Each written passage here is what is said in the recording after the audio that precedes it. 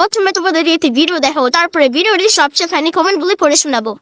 সুমিকে যদি বাড়িতে এরকম খাবার বানিয়ে দেওয়া যায় তাহলে তো সুমি খুবই খুশি হয়। আমি মনে করি দোকান থেকে খাবার না খেয়ে বাড়িতে খাবার বানিয়ে খাওয়াই ভালো। বাড়ির বানানো খাবারের থেকে ভালো কোথাও আর হয় না। কিন্তু আমি বাজারে গেলে সুমির জন্য খাবার আনতেই হবে, তখন আর দোকান ছাড়া কোনো উপায়ই থাকে না। যখন সময় পাই তখন আমি চেষ্টা করি বাড়িতে কিছু খাবার বানিয়ে দেওয়ার। আজকে সন্ধ্যায় সুমি খেতে চেয়েছিল চিকেন সাটে, ওর ভাইকে বলতেই ও ছুটে গেল মাংস আনতে। তাই আমি আর দেরি না করে সবকিছু গুছিয়ে নিয়ে বসে পড়লাম চিকেন সাটে বানাতে। আমি যতবারই বাড়িতে খাবার বানাই ততবারই ভাবি যে জানি না কেমন হবে খেতে। যতক্ষণ না খাবার বানিয়ে ছেলে মেয়েদের দিতে পারবো ততক্ষণই মনের ভিতরে ভয় থাকে কেমন টেস্টি হবে জানি না। এদিকে আমার ছেলে সন্ধ্যা হলেই কম্পিউটার চালাতে বসে যায়। আজকে বসে আছে গরম গরম চিকেন সাটে খাবে বলে, আর আমাকে বলছে মা তুমি তাড়াতাড়ি বানিয়ে দাও আমাকে, আর তুমি দেরি করো না, দাও দেখি একটা বানিয়ে খেয়ে দেখি। এদিকে সুমির বাবা বলছে আমিও একটু বাড়ির থেকে বেরোবো, তুমি আমাকেও দাও দেখি গরম গরম চিকেন সাটে খেয়েই আজকে বাড়ির থেকে যাবো। আরে খাবারটা বানাতে তো আমাকে একটু সময় দাও, ভালো করে খাবার বানাতে একটু সময়ই লাগে, তাড়াহুড়ো করলে আর হয় না। এদিকে সুমির বাবা আনন্দে দেখো আয়নার সামনে নাচ করা শুরু করে দিয়েছে। সুমির বাবা তো খেয়ে বললো কালকে একটা বিয়ে বাড়িতে আমি চিকেন সাটে খেয়েছিলাম, তার থেকে তো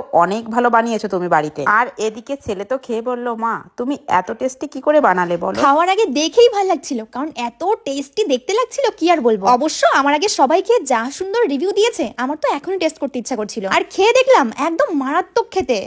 কাকিমা তো আর জানে না তুমি বাইরে গিয়ে রাক্ষসের মতো গেলে। ঠিক বলেছো। বলছি কাকিমা সুমির রচনা ছাড়া আর কোনো রচনা আছে আপনার ঝুলিতে? নেই।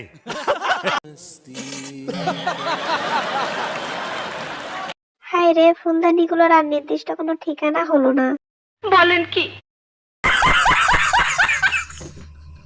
বলছি সুমির রচনা শুনতে শুনতে এখান থেকে রক্ত বেরিয়ে গেল।